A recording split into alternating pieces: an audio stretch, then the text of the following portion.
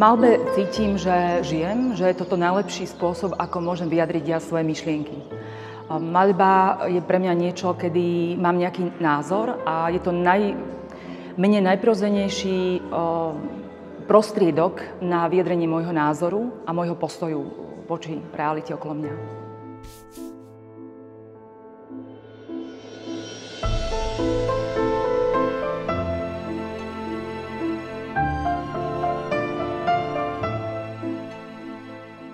Výstava Prestávka pred búrkou predstavuje 12 veľkorozmerných figurálnych malieb. Výstava pojednáva o mladých ľuďoch vo veku tínedžerov, od tých 11 do 17 rokov. A tá hlavná myšlienka je o tom, že sa nachádzajú v rozhraní alebo v priestore medzi detstvom a dospelosťou. Osobne sa ma to dotýka, lebo jednak moje dve dcéry sú práve v tomto veku a súčasne ja učím na umeleckej škole a pracujem s mladými ľuďmi.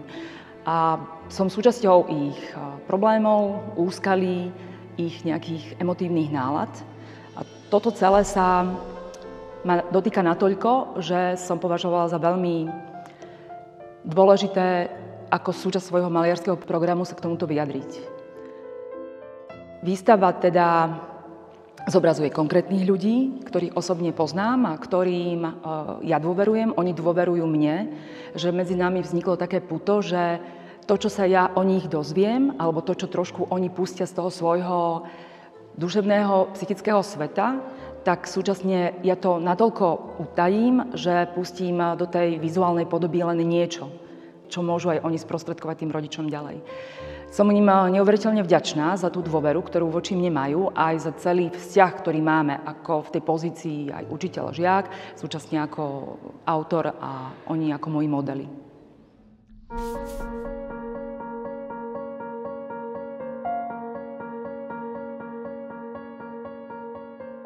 Sériu predstavuje 12 obrazov a s tým číslom som pracovala dlhšie a pri tej 12 som sa utvrdila v tom, lebo má to aj v niektorých náboženstvách veľmi silný význam a jednoducho rok má 12 mesiacov.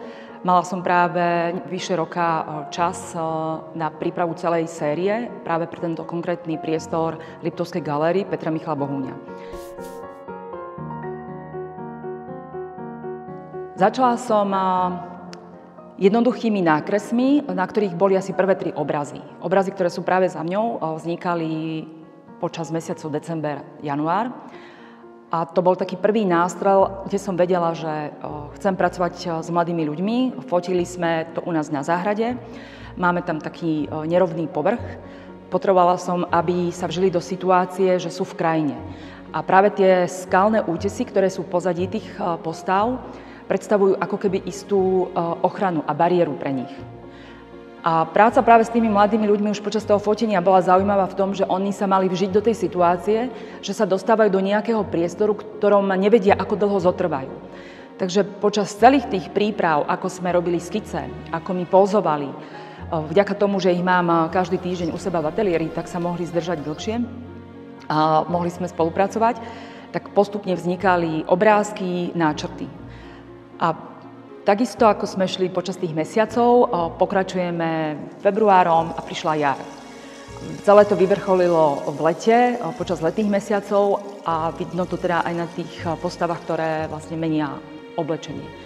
Takže stále sme pri konkrétnych mladých ľuďoch a ich konkrétnom oblečení. Podmienkou bolo, aby sa vždy obliekli tak, ako sa oni cítia najpohodlnejšie. Výber tých postav prichádzal postupne.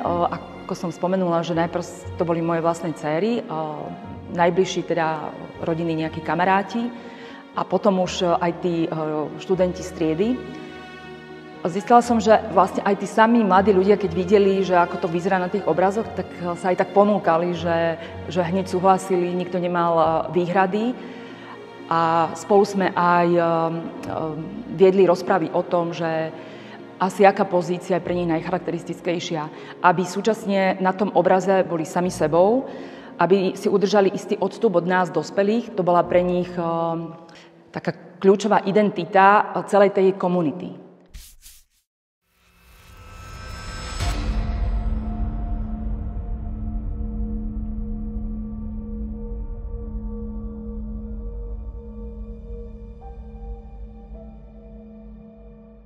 A komunita je práve takéto slovo, ktoré som vypozorovala, že je pre nich ako keby najsilnejšie, že byť súčasťou nejakého kolektívu. Aj ten výber toho oblečenia, aj to správenie, aj také gestikulácia, ona sa časom ako keby sa všetci tí mladí ľudia v tej jednej komunite zjednocovali, že sú si navzájom veľmi podobní a istá jedinečnosť sa vytráca. Ale v tomto období práve toho obdobia pred tou pubertou, to je to práve to obdobie, čo znamená to slovo prestávka pred búrkou, tak oni v jednom momente potrebujú byť súčasťou niekoho kopírovať, nevyhraňovať sa, neupozorňovať na seba, stratiť sa akoby. Keď nie ste viditeľní, keď nie ste úplne originálni, tak vám dajú všetci pokoj. A stále ako keby proste tá ambivalentnosť toho ich života, ktorým sme si aj my sami prešli, ja si tiež pamätám na svoje obdobia v mladosti, že na jednej strane chcete už niečo znamenať, ale súčasne sa chcete skryť pred tými, ktorí vás hodnotia, kritizujú a pozorujú. Vtedy vlastne vznikla tá myšlienka, že umiestniť to do kruhu.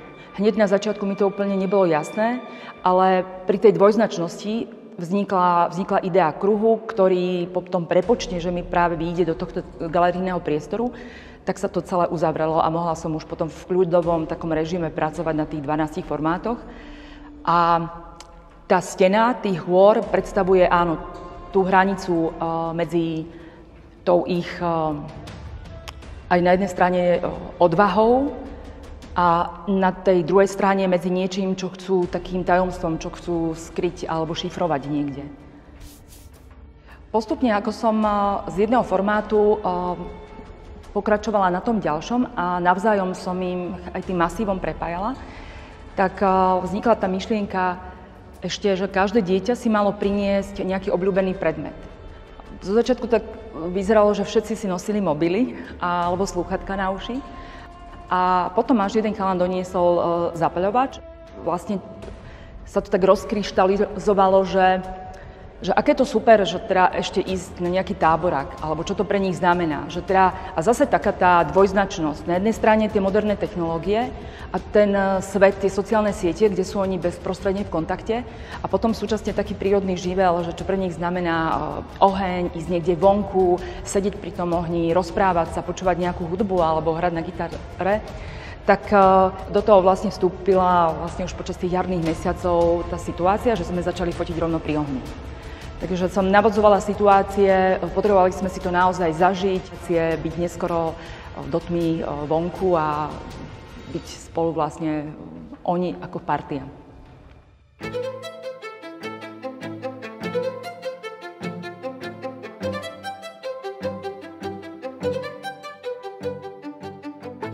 Pokračujem v tých ďalších mesiacoch a keď som sa dostala vlastne do tej letnej série, už sme teda pozovali vonku, máme teda záhradu veľkú, tak nastúpili do toho kvety a v tých kvetoch som si dohľadala veľmi silnú symboliku.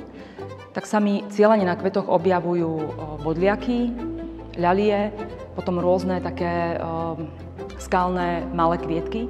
A práve pri tých bodliakoch by som zdôraznila, že v niektorých krajinách bodliak predstavuje kvet odvahy. A odvaha je niečo, čo práve tá skupina tých mladých ľudí silno potrebuje.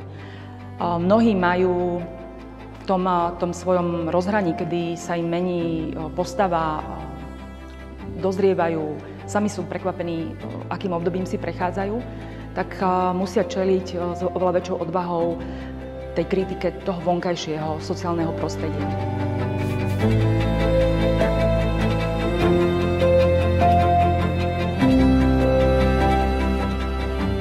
Tá prírodná scenéria, tá tvrdosť možno tej krajiny a zachytená aj vlastne takou zmenou trošku rukopisu. Iným rukopisom sú maľované tváre a inak pracujem s tým vonkajším prostredím. Tak to vyhranenie sa voči týmto dvom médiám, kedy pracujem so špachtlami alebo pracujem s tým štecom, tak má tiež ako keby viacej vyostriť ten kontrast medzi tou citlivou, jemnou stránkou tých mladých ľudí a tou drsnou krajinou, ktorá nič neodpúšťa, ak urobíte chybu.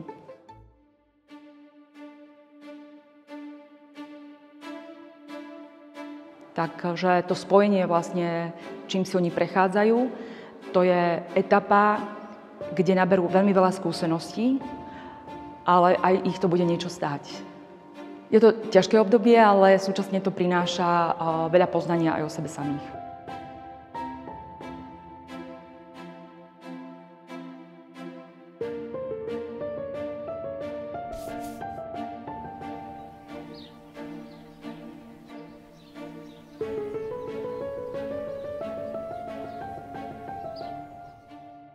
Spojenie mladých ľudí s krajinou pre mňa predstavuje aj vyjadrenie silného kontrastu.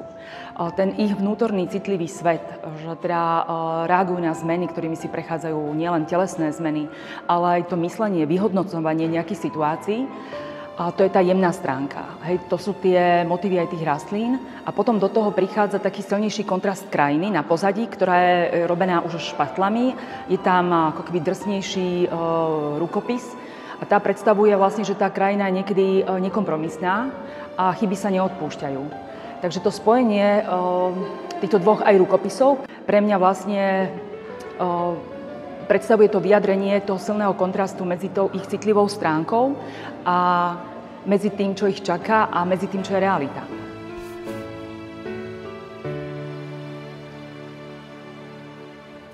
Máme na Slovensku niekedy tendenciu podceniť alebo podceňovať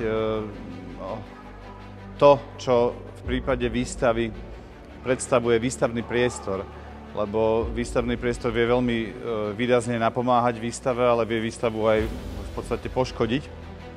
No a v dnešnej dobe vlastne máme stále len približne 3 budovy, ktoré boli postavené pre účely galérie na Slovensku. No a Liptovská galéria Petra Michala Bohuňa, respektíve to nové krídlo Liptovskej galérie Petra Michala Bohuňa je jednou z nich a vďaka tomu dokáže poskytnúť umelcom úplne iný rámec na ich prezentáciu. Za mojej éry toto je druhá výstava, kedy výtvarník, maliarka, kedy si mohla pripraviť svoju vlastnú architektúru k svojim prácam. Prvou výstavou bola Lucia Tálová pred už vlastne skoro 5 rokmi. A druhou je táto. Ja si uvedomujem veľký potenciál tohto priestoru a aj by som chcel do budúcna, aby sme častejšie takémuto typu prezentácie siahli. Veľký otvorený priestor, dodnes je to stále pravdepodobne najväčšia sála pre výtvarné umenie na Slovensku, bez deliacich častí, bez stien, výška viac ako 5 metrov, umožňuje naozaj veľkorysú realizáciu, tak ako žiadna iná galéria u nás.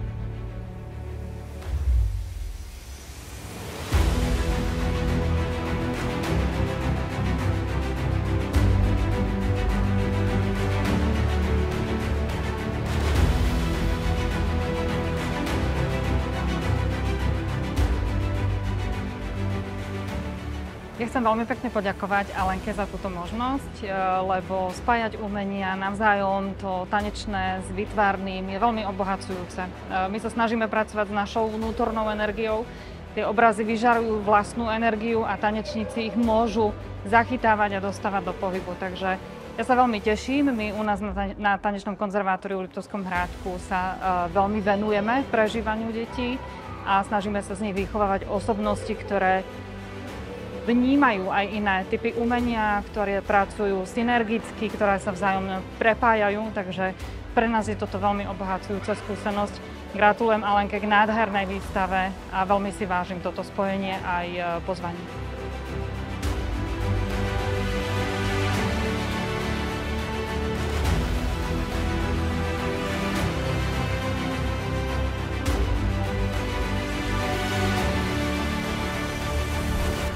Som Alena Damíková a profesionálne sa venujem maľbe možno viac ako 25 rokov. Mojím hlavným programom je maľba portrétov a figurálna maľba. A obľúbenou technikou olej.